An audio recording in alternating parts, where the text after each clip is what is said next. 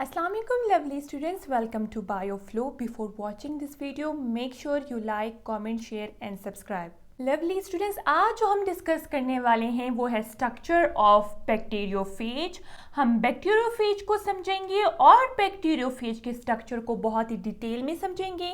हम देखेंगे कि बैक्टीरियोफेज के कौन से कंपोनेंट्स होते हैं और हर एक कंपोनेंट का जो स्पेसिफिक फंक्शन होता है वो आज हम डिस्कस करने वाले हैं।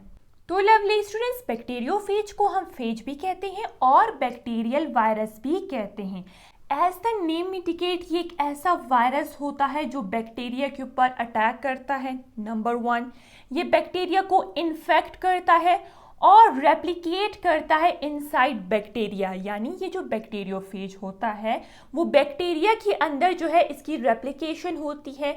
इस एक बैक्टीरियोफेज से जो है 2 बैक्टीरियोफेज की फॉर्मेशन होती है। तो लवली स्टूडेंट्स, आप देख सकते हैं जो मैंने स्ट्रक्चर ड्रॉ किया है यहाँ पे ब्लू मार्कर से, वो एक बैक्टीरियम है, यानी बैक्टीरिया का जो सिंगुलर होगा उसको हम कहेंगे बैक्टीरियम। और जो मैंने ब्लैक मार्कर से ड्रॉ किया है ये एक बैक्टीरियोफेज है या फिर फेज है। इस बैक्टीरियोफेज ने जो है इस बैक्टीरियम के ऊपर जो है अटैक किया। तो लवली स्टूडेंट्स, यहाँ पे हम देख सकते हैं कि बैक्टीरियोफेज का एक बहुत ही कॉम्प्लेक्स और कॉम्प्लिकेटेड स्ट्रक्चर होता है। अगर हम बैक्टीरियोफेज की लेंथ की बात करेंगे तो वो 24 to 200 नैनोमीटर है। और लवली स्टूडेंट्स, इस बैक्टीरियोफेज को हम कह सकते हैं कि ये एक टेडपोल शेप्ड वायरस है। टेडपोल का मतलब क्या है? टेडपोल का मतलब है फ्रॉग का जो अर्ली डेवलपमेंट फेज होगा उस फेज पे, उस स्टेज पर हम फ्रॉग को बोलेंगे टेडपोल। तो लवली स्टूडेंट्स, जो टेडपोल होता है वो एक इमैच्योर फ्रॉग होता है। आप देख सकते हैं टेडपोल की पिक्चर अपनी मोबाइल की स्क्रीन के ऊपर। तो लवली स्टूडेंट्स, इसको टेडपोल क्यों कहा जाता है? टेडपोल इस वजह से इसको कहा जाता है, जिस तरह एक टेडपोल का हेड होता है और टेल होता है, इसी तरह एक बैक्टीरियोफेज का भी एक हेड होता है और एक लॉन्ग टेल होता है। इस बेसिस के ऊपर इसको हम कहते हैं टेडपोल शेप्ड वायरस। तो लवली स्टूडेंट्स, ये बहुत ही ज़्यादा इंपॉर्टेंट पॉइंट है। लवली स्टूडेंट्स, अगर हम इस बैक्टीरियोफेज को डिटेल में डिस्कस करें तो आप देख सकते हैं बैक्टीरियोफेज का जो फर्स्ट और इनिशियल पार्ट होगा उसको हम कहते हैं हेड। याद रहे लवली स्टूडेंट्स, ये हेड जो है वो 2 कंपोनेंट से मिलके बना होता है, एक को रीजन और सेकंड है कोट। को रीजन कौन सा रीजन होगा? इनसाइड ऑफ हेड को, हेड की इनसाइड वाले स्ट्रक्चर को हम कहेंगे को रीजन। कोर वाले रीजन में जेनेटिक मटेरियल या फिर जीनोम प्रेजेंट होता है। एक बैक्टीरियोफेज का जीनोम या जेनेटिक मटेरियल कहाँ प्रेजेंट होता है? कोर वाले रीजन में। और कोर जो होता है वो इनर पार्ट होता है हेड का। याद रहे लवली स्टूडेंट्स, बैक्टीरियोफेज के केस में जो जेनेटिक मटेरियल होगा, जिसको हम जीनोम भी कह सकते हैं, वो सिंगल स्ट्रैंडेड डीएनए होगा। और इस सिंगल स्ट्रैंडेड डीएनए में जो है इंफॉर्मेशन स्टोर होती है फॉर बैक्टीरियोफेज रेप्लिकेशन। तो लवली स्टूडेंट्स, हेड का जो सेकंड कंपोनेंट होगा वो कोट होगा।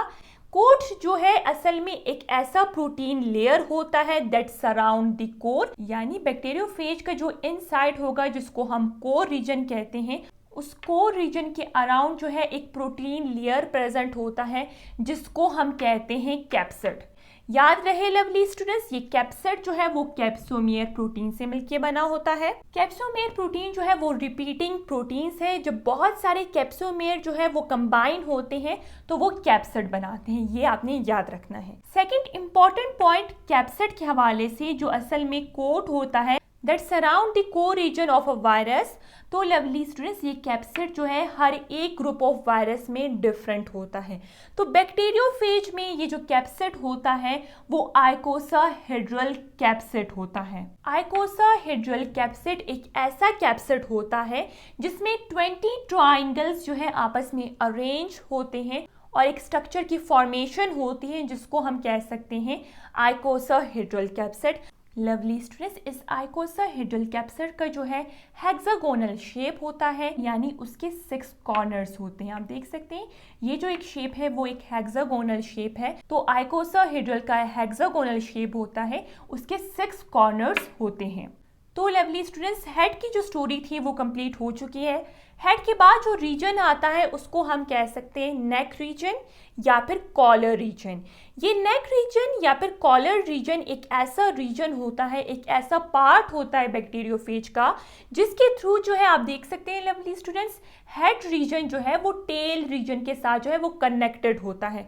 तो लवली स्टूडेंट्स, ये जो नेक होता है या फिर कॉलर होता है वो एज अ कनेक्शन का काम करती है और वो हेड रीजन को टेल रीजन के साथ कनेक्ट करती है। बैक्टीरियोफेज का जो मोस्ट इंपॉर्टेंट पार्ट है वो है टेल रीजन। टेल रीजन जो है, याद रहे लवली स्टूडेंट्स, एक बहुत ही लॉन्ग रीजन होता है, ठीक है, रॉड शेप होता है, इसका शेप आप देख सकते हैं रॉड शेप है, और ये एक होलो स्ट्रक्चर होता है। होलो स्ट्रक्चर का मतलब है इनसाइड जो है इसका स्पेस होता है, यानी ये इनसाइड जो है खाली होता है। ये इस वजह से लवली स्टूडेंट्स इनसाइड होलो होता है या फिर इनसाइड इसका स्पेस होता है, ताकि ड्यूरिंग इन्फेक्शन यानी जब बैक्टीरियोफेज बैक्टीरियम के ऊपर अटैक करेगा तो आप देख सकते हैं लवली स्टूडेंट्स, ये जो टेल रीजन है वो इनसाइड होलो होता है, जिसके थ्रू जो है जेनेटिक मटेरियल वो इजीली पास हो सकता है बैक्टीरियम की तरफ जो है या फिर होस्ट सेल की तरफ जो है वो इजीली जा सकता है। इस वजह से ये होलो होता है, यानी इस वजह से ये अंदर से खाली होता है। और बहुत ही इंपॉर्टेंट पॉइंट लवली स्टूडेंट्स, ये जो टेल रीजन होता है वो प्रोटीन से मिलके बना होता है। नेक्स्ट इंपॉर्टेंट पॉइंट टेल के हवाले से वो ये है कि contractile sheath surround the tail. Tail वाली रीजन को किसने सराउंड किया होता है? कॉन्ट्रैक्टाइल शीट ने सराउंड किया होता है, जो प्रोटीन से मिलके बना होता है। जब ये कॉन्ट्रैक्टाइल शीट जो प्रोटीन से मिलके बनी होती है, जब ये कॉम्प्रेस होती है या फिर कॉन्ट्रैक्ट होती है ड्यूरिंग इन्फेक्शन, तो इसकी वजह से क्या होता है, जो जेनेटिक मटेरियल प्रेजेंट होता है वो पास हो जाता है और बैक्टीरिया के अंदर जो है वो चला जाता है। याद रहे लवली स्टूडेंट्स, ये जो कॉन्ट्रैक्टाइल शीट होता है वो एज अ सिरिंज का काम करती है। आपको पता है लवली स्टूडेंट्स, जब हम एक सिरिंज को कॉम्प्रेस करते हैं तो सिरिंज के अंदर जो फ्लूइड प्रेजेंट होता है, जो मटेरियल प्रेजेंट होता है, वो निकल जाता है सिरिंज से। इसी तरह जो कॉन्ट्रैक्टाइल शीट होता है वो भी कॉम्प्रेस होता है, वो भी कॉन्ट्रैक्ट होता है, और जो जेनेटिक मटेरियल प्रेजेंट होता है वो इनसाइड बैक्टीरियम आ जाता है। तो ये इंपॉर्टेंट पॉइंट है जिसको आपने अच्छी तरह से समझना है। लवली स्टूडेंट्स, ये जो टेल रीजन है इसके 3 डिफरेंट कंपोनेंट्स होते हैं। फर्स्ट कंपोनेंट को हम कहते हैं बेस प्लेट। आप देख सकते हैं लवली स्टूडेंट्स, जो मैंने ग्रीन मार्कर से ड्रॉ किया है वो है टेल, और जो मैंने रेड मार्कर से ड्रॉ किया है ये है बेस प्लेट। ये बेस प्लेट जो है टेल की नीचे वाले साइड से जो है वो शुरू होती है। इस बेस प्लेट का काम क्या होता है, वो अटैचमेंट में हेल्प करवाती है। तो लवली स्टूडेंट्स, आपने याद रखना है कि बेस प्लेट का किस चीज़ में काम है, अटैचमेंट में काम है। सेकेंड जो कंपोनेंट है इस टेल रीजन का वो है टेल पिन्स या फिर टेल स्पाइक्स। लवली स्टूडेंट्स, ये जो टेल पिन्स है, टेल स्पाइक्स है, वो कांटों के जैसे होते हैं और वो बेस प्लेट के नीचे वाले पोर्शन पे जो है वो अटैच होते हैं। अब इस टेल पिन्स या टेल स्पाइक्स का काम क्या है?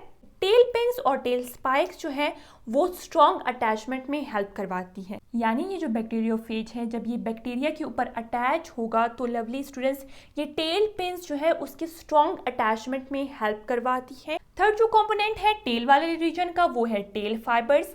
आप देख सकते हैं लवली स्टूडेंट्स, बेस प्लेट से जो है 6 टेल फाइबर्स जो है वो निकले हुए हैं, और ये टेल फाइबर्स का काम क्या होता है? ये टेल फाइबर्स जो है बैक्टीरियल सेल वॉल के ऊपर अटैच होते हैं। याद रहे lovely students, bacterial cell wall के ऊपर जो है डिफरेंट रिसेप्टर्स प्रेजेंट होते हैं। तो ये टेल फाइबर्स जो है स्पेसिफिक रिसेप्टर जो बैक्टीरियल सेल वॉल के ऊपर प्रेजेंट होता है उस रिसेप्टर के साथ अटैच होते हैं। तो लवली स्टूडेंट्स, ये टेल फाइबर्स का काम भी अटैचमेंट में है। बहुत ही ज़्यादा इम्पॉर्टेंट पॉइंट टेल के हवाले से कि इस टेल में एक बहुत ही इम्पॉर्टेंट एंजाइम प्रेजेंट होता है जिसको हम कहते हैं लाइसोजाइम एंजाइम। इस लाइसोजाइम एंजाइम का क्या काम होता है? ये बैक्टीरियल सेल वॉल को डाइजेस्ट करता है। डाइजेस्ट का मतलब है ये बैक्टीरियल सेल वॉल की ब्रेक डाउन करता है। क्यों ब्रेक डाउन करता है? वो इस वजह से डाइजेस्ट करता है बैक्टीरियल सेल वॉल को, ताकि वो अपना टेल रीजन जो है वो ईजिली जो है इनसाइड बैक्टीरियल सेल जो है वो इंसर्ट कर सके। क्योंकि लवली स्टूडेंट्स जो बैक्टीरियल सेल वॉल होता है वो एज अ बैरियर का काम करती है, वो रुकावट का काम करती है, जिसके थ्रू लवली स्टूडेंट्स जो बैक्टीरियोफेज का जो टेल है वो इनसाइड बैक्टीरिया नहीं जा सकता है। तो लवली स्टूडेंट्स ये टेल जो है एक लाइसोजाइम एंजाइम की सिक्रेशन करता है। ये एंजाइम क्या करता है, बैक्टीरियल सेल वॉल का स्पेसिफिक पोर्शन जो है जहाँ पे ये बैक्टीरियोफेज अटैच होता है उस सेल वॉल के स्पेसिफिक पोर्शन को डाइजेस्ट करता है, उसकी ब्रेक डाउन करता है, ताकि उसका जो टेल है वो ईजिली इंजेक्ट हो सके इनसाइड बैक्टीरिया। ये टेल जो होता है वो इनसाइड बैक्टीरियल सेल क्यों जाता है, ताकि वो जेनेटिक मटेरियल को या फिर वायरल डीएनए को ईजिली इंजेक्ट कर सके इनसाइड बैक्टीरिया। तो लवली स्टूडेंट्स ये था स्ट्रक्चर ऑफ बैक्टीरियोफेज के हवाले से, जिसमें हमने बैक्टीरियोफेज के डिफरेंट कंपोनेंट्स को बहुत ही डिटेल में देख लिया। अगर आपको ये वीडियो पसंद आई तो आपने वीडियो को लाइक ज़रूर करना है और चैनल को सब्सक्राइब करना है।